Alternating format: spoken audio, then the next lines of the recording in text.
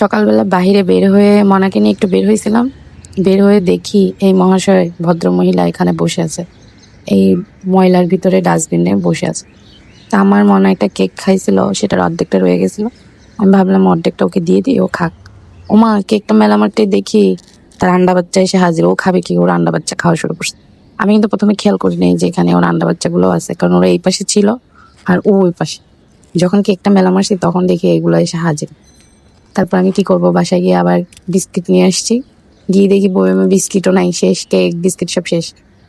তো আমি আবার যা ছিল তা আবার নিয়ে এসে ওদেরকে ভেঙে ভেঙে দিচ্ছিলাম, ওরা খাচ্ছে।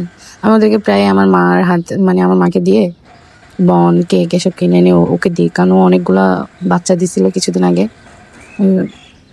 আরো অনেকগুলো বাচ্চা ছিল, বাচ্চাগুলো মনে হয় মারা গেছে, কারণ আমার আম্মু বলছে বাচ্চাগুলোকে নাকি মরা পাইছে কয়েকটাকে। তো ওগুলা একজনে ফেলে দিচ্ছিল, প্রতিদিন একটা একটা করে ফেলতে দেখছে আম্মু, কারণ ওগুলো ঠান্ডা, তো ঠান্ডায় হয়তো বাচ্চাগুলো বাঁচে না। আরো অনেকগুলো বাচ্চা ছিল। আমার এত সামর্থ্য নাই যে ওদের সবাইকে পেট ভরে খাওয়াবো, কিন্তু চেষ্টা করি কিছু কিছু অল্প হলেও খাবার দেওয়ার। আমার হাজব্যান্ডও জব থেকে আসার সময় রাতে ওদেরকে কেক দিয়ে আসে, মাছ দিয়ে আসে। আমিও চেষ্টা করি দেওয়ার। একজন কুকুর ভেবে খাবারটা দিয়েছিলাম, কিন্তু 4-5টা হবে খেয়াল করিনি। যাই হোক, রিজিক।